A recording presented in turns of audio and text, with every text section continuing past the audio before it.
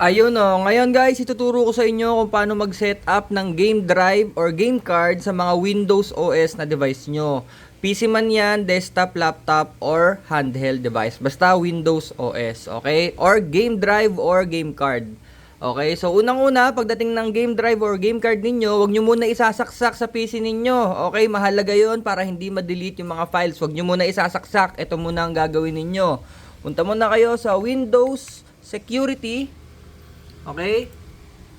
Then, pumunta kayo sa Virus and Threat Protection.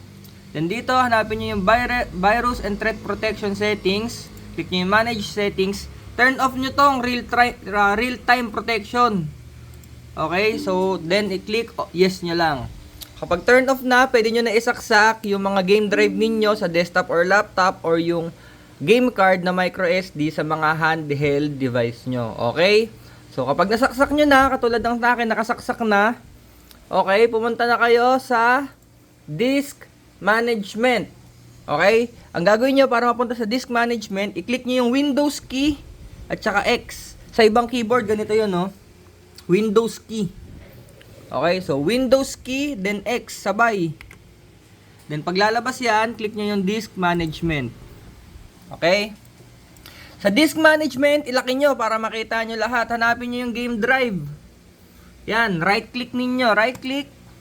Change drive letter and paths. Then dito, click nyo yung change. Change nyo siya sa letter J. Ayan o. J. Okay? Then kapag naka-change na siya sa letter J,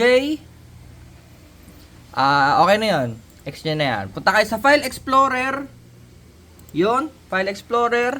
Hanapin nyo yung game drive nyo dito na letter J na dapat. Okay? Then, click nyo yung install this first. Ito ay mga redistributables. Okay? So, right click nyo lang yan. Run as administrator. Okay? Then, click yes. Next nyo lang yan. Check nyo to. Install. Okay? Kapag may lumabas na repair or uninstall, lagi nyo pipiliin yung repair. Okay? Then next lang ulit. Saglit lang yan.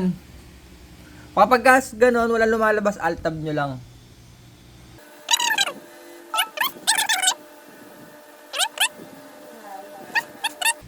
Repair. Kapag nag-error na ganyan, pwede i-skip na siya. So, abort nyo na. Okay? Kapag nag-error lang. Madalas kasi kapag error, katulad yan, error siya, ibig sabihin kasi meron na kayo niyan na naka-install sa PC nyo. So, hindi nyo siya kailangang i-install. So, i-close nyo lang.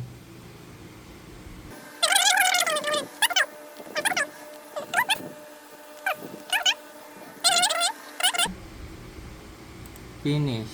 Kapag okay na, lumabas na to, all installations attempted, press any key to exit, enter nyo lang or kahit ano. Etong 2 connect controller, kapag may controller lang kayo. Ngayon, kung wala, skip nyo na yan. 3 launcher, dito kayo maglalaro ng mga games. Okay, so right click nyo yan, run as administrator. Click yes. Mag-open na yung Play Night. Diyan kayo mamimili ng games, then pwede na kayong maglaro. Okay, hintayin lang natin lumabas. Kapag 4 terabyte, yung game drive nyo, kailangan nyo ng dalawang saksakan. Ito, power. Kapag maliit lang, kahit USB lang, pwede na. Pag lumabas to, okay lang yan. Ayan, pwede na kayo mamili ng games dyan. Right click nyo lang, then play. Pagkatapos na pala kayo maglaro, kailangan hindi basta-basta hinuhugot yan, ha? Kasi kapag nakorap yung mga files ninyo, wala tayong warranty sa mga ganon, okay? Para itanggalin, click nyo lang to. Yung USB port na yon, safely remove hardware, right click, eject nyo yung game drive na J. Ayun. Pag natanggal na, pwede nyo na hugutin. Okay, salamat!